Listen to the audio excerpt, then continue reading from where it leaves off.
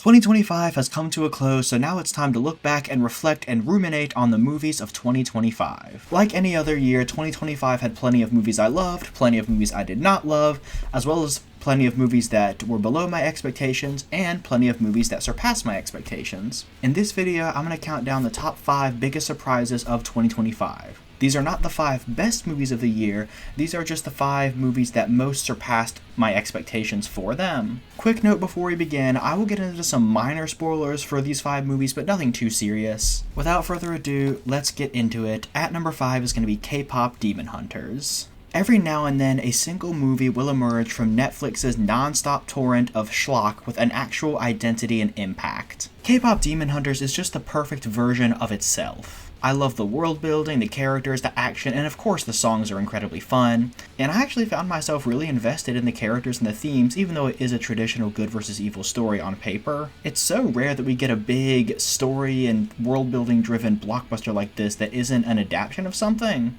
Overall, K-pop Demon Hunters is a fun action musical with a lot of heart, some great action, and a ton of great music. At number 4 is going to be The Housemaid. When I first saw the trailer for this movie, because it played in front of seemingly every movie I went to, I thought little of it. I thought it would just be a generic psychological thriller with a few good performances. What I didn't expect it to be was a throwback to erotic thrillers from the 90s directed by Paul Feig of all people. All 3 lead performances are excellent, especially Amanda Seyfried, and there's a great atmosphere and sense of tension, and the plot keeps twisting and turning in ways you don't see coming. I would love to see a return of like mid-budget psychological thrillers like this. Overall, The Housemaid was an excellent throwback to a seemingly dead genre. At number 3 is going to be The Long Walk. I was aware of Stephen King's novella The Long Walk, but I hadn't ever read it when the movie came out. I'd seen the trailer for this movie but didn't really think much of it until I heard all the positive reviews. And while I went into the movie expecting to like it, I did not expect to be completely drawn into the characters and the relationships that they form.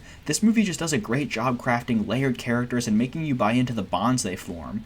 When the characters start dropping one by one, it's genuinely heartbreaking. I also love the way in which the movie films the violent scenes. It doesn't hold back from the brutality of the concept. And by far the best part of this movie is the core relationship between the 2 leads. The bond that they form despite their differing ideologies is just so perfect. Overall, The Long Walk was by far the superior of the 2 Richard Bachman adaptations we got this year.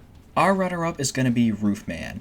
This is a movie that I had heard about from a friend of mine who lives in the Charlotte area and who had told me that Channing Tatum was in town filming a movie. I was only passively interested in it until I saw the trailer for this movie when I went and saw F1, and the trailer intrigued me, but what really sold me was Cody Leach's review, and I gotta say, this movie is a ton of fun. Channing Tatum is just so effortlessly charismatic and likable, and he has really good chemistry with Kirsten Dunst, and the movie makes you really invested in the character and story of Jeffrey Manchester and really makes you root for him. On top of that, the way that this movie is shot and edited is just so energetic and so lively that it just makes for such an entertaining watch. So overall, Roofman is just such a fun and energetic crime dramedy that I really wish more people were talking about. However, my number 1 biggest surprise of 2025 was Christie. This is a movie that I'd heard about a few months before it came out, but I wasn't really interested until I saw Chris Stuckman's review. I gotta say, I really loved this movie. It tells such a compelling story and really makes you invested in the character of Christy Martin.